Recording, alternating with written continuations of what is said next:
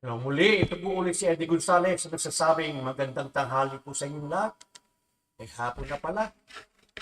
Okay, pag-usapan po natin itong mastermind na ito.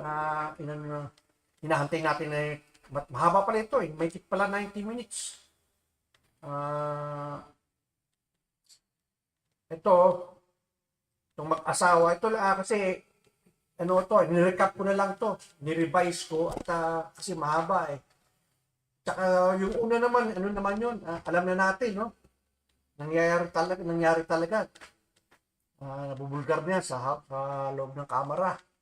Itong pag-usapan natin ito yung sa Mag-Asawang Romualdez. Ito ang mahawak ng budget, itong mag-asawa nitong budget ng ating pambansang budget sa house, no? Simula ng 2023 hanggang 2025. Yun. Dito pa sila kumana sa MOEE, yung maintenance and other operating expenses. Malaki rin to ng mga nila. Itong pag-usapan natin itong talagang ito kasi pag ang speaker magnanakaw, tandaan ninyo. Speaker magnanakaw, nakikinabang lahat sa kamera.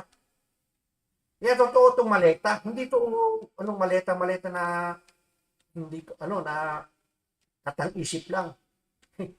Kaya dyan sa kamera, sa Senate, Ping Lacson, matawag mo na yung 18 na brave soldiers. Gusto mo ng katotohanan. Ang tao gusto ng katotohanan eh. Tara, ito nga pala. Panoorin natin itong itong mastermind nito, yung mag-asawa. Panoorin natin.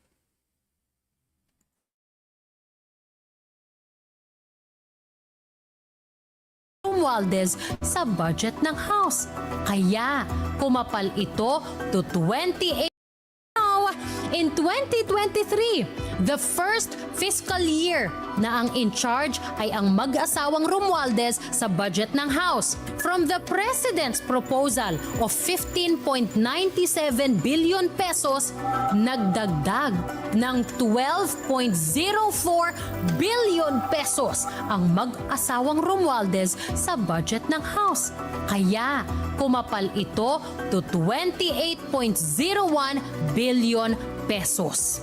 Doble pa sa dinagdag ng House when Pulong was chairman of accounts. And in just 2 years, in 2025, lumobo to 33.67 billion pesos ang budget ng House.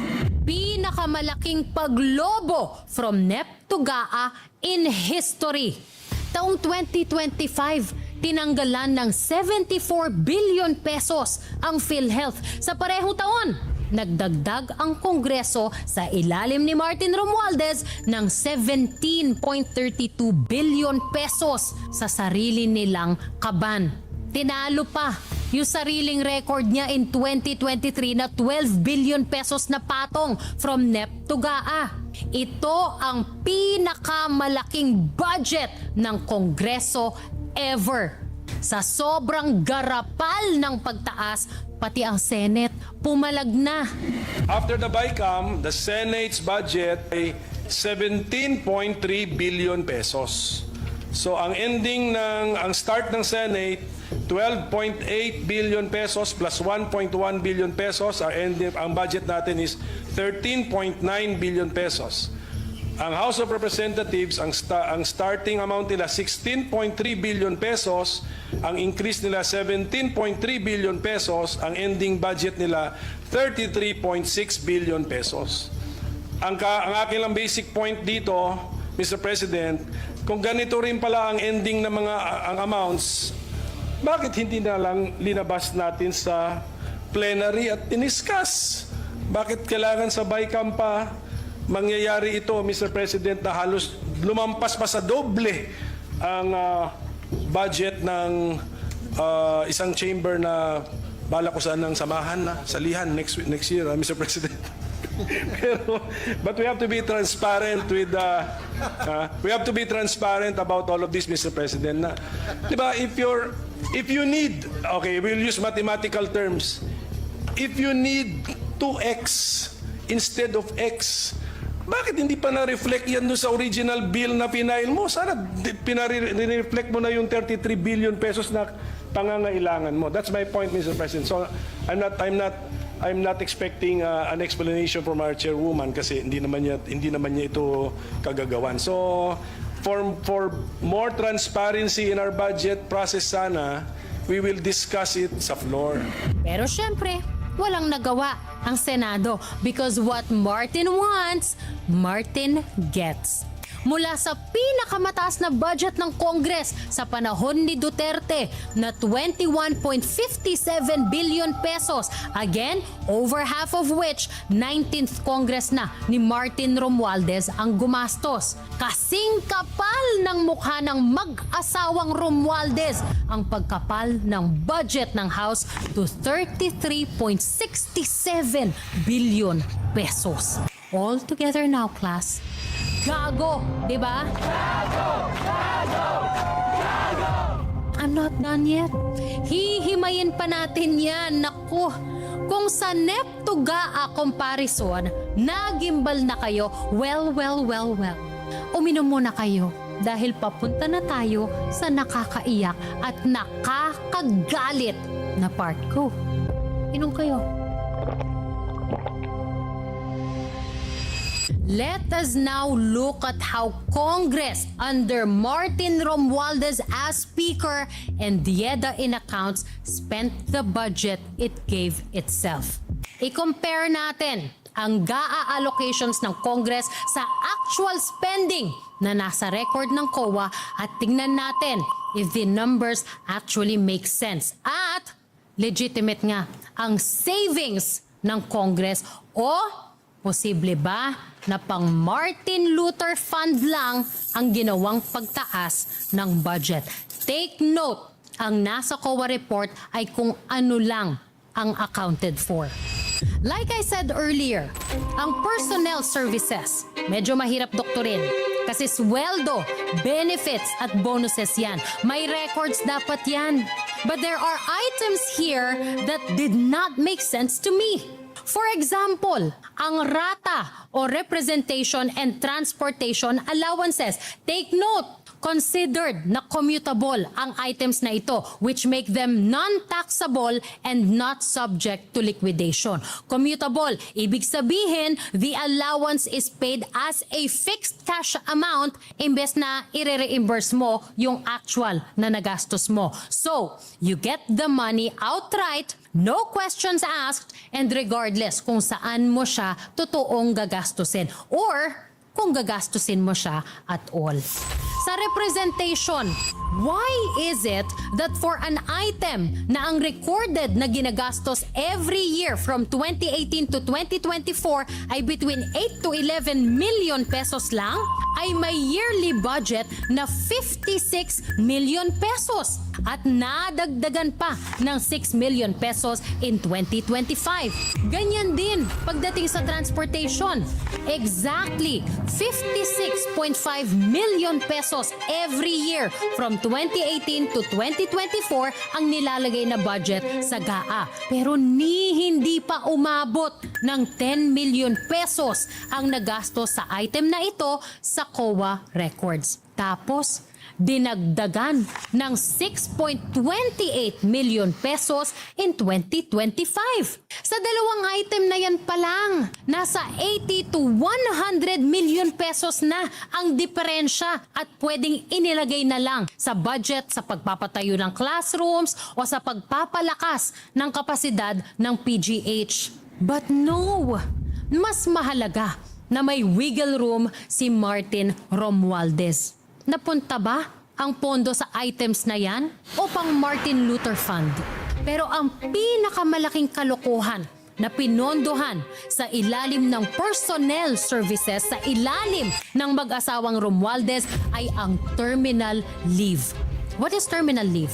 Yan yung cash value ng mga unused vacation and sick leave credits ng mga empleyado na pwede nilang makuha when they leave their job, whether through retirement, resignation, end of term, o kapag namatay sila. In 2016, presidential election year, ang Congress ni Pinoy naglagay ng budget dyan na 177.35 million pesos. At dahil election year yan, asahan natin na magkakaroon ng pagbabago sa komposisyon ng mga empleyado. May mga staff na lumilipat sa opisina ng ibang congressman kapag end of term o natalo ang principal nila at mayroon namang nagre-retire sa government service. Yung mga natanggal o yung hindi nagpatuloy sa government service pwedeng makatanggap ng terminal leave benefit. 34.46 million pesos ang nagastos dyan in 2016. 19.43% ng inilaang budget. Now, while I understand na contingent liability ito o pinopondohan mo yung possibility, hindi yung certainty. Tell me if these amounts are acceptable. In 2022, another presidential election year, Congress spent 38.36 million pesos on this item according to COA. In 2023, Congress under Martin set aside 631.35 million pesos for this item. Ang nagastos that year, sabi ng COA, 80.77 million pesos lang, 12.8% ng allocation. In 2024, hindi election year yan so bumaba to 292 million pesos ang allocation. Ang na-release for that item that year, 44.74 million pesos. 15.32% ng budget. Ilang tao kaya yan? At ilang vacation at sick leave ang hindi na-avail before para umabot ng 45 million pesos ang na-release dyan? Interesting. Anyway, in 2025, midterm election, nagdagdag ng 832.12 million pesos sa item na yan para sa tumataginting na 1.12 billion pesos. Were they expecting na malalagasan sila ng malala sa Congress dahil subadsad ang trust rating nila pagkatapos ng nakakaumay na Quadcom hearings at backlash sa coercion daw sa pagpapapirma sa impeachment complaint against Sarah? How many people did they expect to lose? And why did they add 278.67 million pesos more sa terminal leave for 2026? Hindi naman yan election year. So ang budget nila for terminal leave this year is the highest ever, 1.4 billion pesos, bringing the total budget for personnel services from 7.27 billion pesos to 8.12 billion pesos, the highest ever in the history of Congress. Tell me, is Martin Romualdez just being unfairly accused of being a corruption mastermind? Biktima ba talaga siya o buwakaw?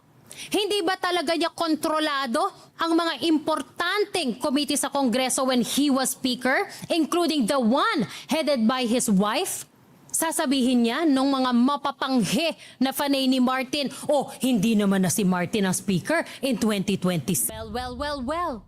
Guess who still sits as Senior Vice Chair of the Accounts Committee? Yeda Marie Romualdez. Believe me, and I assure you that the Speaker, Martin Romualdez, and I will always be behind you, and we will continue to support your leads. At kaninong mga tao ang nagpapatakbo ng committee na yan? According to my sources in Congress, people from the Tingog Party List of Yeda Romualdez. Salang ang among tumong, ang maminaw ug mo serbisyo para sa inyo. Chika nga sa akin hinaharang sa accounts yung changes na gusto ni Speaker Bogie D. Tapos, iniipit sa FLR issue. Hindi naman siya ang may paandar niyan. Kaya ba tinathreaten ninyo ng coup? Bakit? Ayaw nyo kasi hindi siya gigil sa impeachment ni Sara. Ayaw ninyo kasi hindi nakakalusot yung mga gusto ninyong investigation katulad na lang ng sa Dolomite Beach. Ayaw sakyan yung pamumulitika ninyo dyan kaya hindi kayo makapaldo. Dahil nga sa kanya kaya tumaas kahit konti ang trust rating ng Congress. Tapos gusto ninyong palitan? Batuhin ko kaya kayo dyan ng mga arinola. Personnel services pa lang yan Wala pa tayo sa capital outlay. And I think there should be a separate episode on that. But for now, let's go to the more controversial MOOE. And I suggest lahat kayo na nag-aabang ng ibibigay na script sa inyo para ipagtanggol si Martin Romualdez pagkatapos ng episode na ito, do your own research. Because I came with official documents from COA. I came with receipts. Traveling expenses. Pasok dito yung gastos sa local na biyahe ng mga congressman at secretariat at support staff for official functions and investigations. Pati ang airfare and transportation allowances kapag umuwi sa districts nila ang mga congressman o baka papunta sa bundok. Kasama din, yung iba kasi dyan sa Congress, sa bundok nagre-research, yung kanilang mga staff, allegedly. Kasama din yung mga official na biyahe nila abroad. And by the way, nasa speaker din kung sino ang gusto niyang kasama sa mga overseas trips. May pocket money pa daw yan between $1,000 to $2,000. Ibig sabihin, accommodation, transportation, pati pocket money, sagot natin yan. From 1.6 billion pesos in 2022, naging 2.58 billion pesos in 2025. Tumaas by 950 million pesos in just 3 years. Pero kung titingnan natin ang amount sa COA report, nasa 500 to 560 million pesos lang ang aktual na nagagastos on this item every year between 2022 and 2024. So bakit nagdagdag ng 400 million pesos para sa budget sa 2025? Dahil eleksyon? Kailangan may appearance si Best Speaker of the House. 1.12 to 1.6 billion pesos ang difference between what's in COA's record and the GAA budget. Saan ni-realign ang difference na yan? Is there a way na makita natin lahat yan o tanggapin na lang natin na nasa Martin Luther Fund na yan?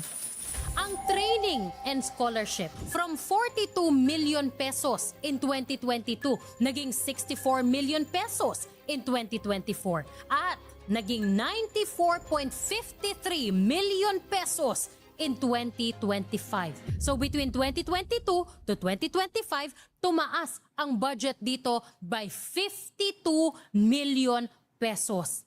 Ang justification sa 2024 COA report, tumaas ang budget kasi tumaas daw ang fee sa face-to-face trainings, conventions, and seminars. Explain to us then, bakit ang gastos for years 2022 hanggang 2024 na nasa COA report, nasa 3.95 to 6.5 million pesos lang?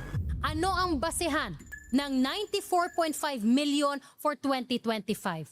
Halos 88 million pesos na diferensya sa reported sa COA at sa budget sa GAA. Kayong mga empleyado ng mga congressman, alam ba ninyo na may ganyang kalaking budget para dyan ng Congress? Nagamit nga ba ninyo yan?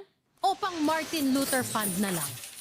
Supplies and materials. Kayo dyan sa opisina ng mga congressman, ilang beses kayo nagpaluwal ng sarili ninyong pera para sa bond paper, sa tape o kahit sa ballpen? Alam ba ninyo na from 524.77 million pesos in 2022, naging 1.34 billion pesos ang budget para sa supplies and materials in 2025? Pero ang ginastos dyan sa 2024, 84.79 million pesos lang of the 939.87 million peso budget that year. Tapos nagdagdag ng 400 million pesos for 2025. Sabihin na nating umabot sa 120 million pesos ang gastos sa 2025 kasi hindi pa natin alam dahil wala pa ang COA report. Pero ilagay na natin sa 120 million.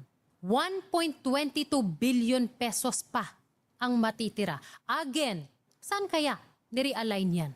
At ang mas mahalagang tanong, how sure are we na walang nagamit dyan sa eleksyon?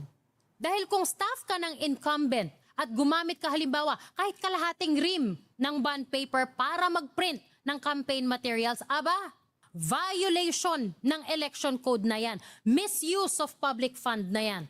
Graft na po yan. May sumilip na ba dyan? Masisilip ba yan? O lost na to the Martin Luther Fund? Utility. Oh my God, utility. Kuryente at tubig. In 2022, ang budget dyan ay 485.47 million pesos. Ang nagastos, according to COA records, 105 million pesos. May bills ito May bills, may kopya. In 2023, naging 125 million pesos ang actual recorded spending sa COA report. 2024, bumaba at 113 million pesos lang ang nagastos. Kahit na tumaas to 854 million pesos ang inilagay na budget dyan. So bakit ang budget na nilagay ng Mag-Asawang Romualdez para sa utilities for 2025 ay 1.35 billion pesos? Bumaba na nga ang bills ng 2024, particularly ang kuryente, according to the COA report, dahil may energy conservation measures daw dyan sa house. May solar panels at nagkaroon ng solar-powered streetlights. So bakit nagdagdag ng 500 million pesos para sa utility ng 2025? Steady lang ang utilities between 100 to 125 million sa mga naunang taon. Tapos magdadagdag kayo ng 500 million pesos? Bakit? Saan mapupunta yung 1.23 billion pesos na sobra? May mga temperature controlled volts na ba na matakaw sa kuryente kaya budget ng Congress na lang ipapasa ang bill? Oh my gosh. Para ba yan sa Martin Luther Fund? Wala akong sinabi.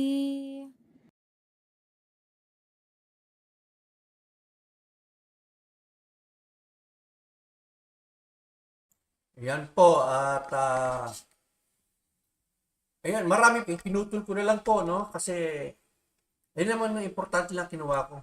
Pero marami pa yan kung paano sila mangikbak talaga. Pero ito, pakapala na mukha, mas matindi pangingikbak, lahat yata, pinagkakitaan. Tapos kaya sila lahat kumikita dyan sa kamera. Kasi po, at hanggang dito na lamang po ako at maraming salamat po sa inyong lahat.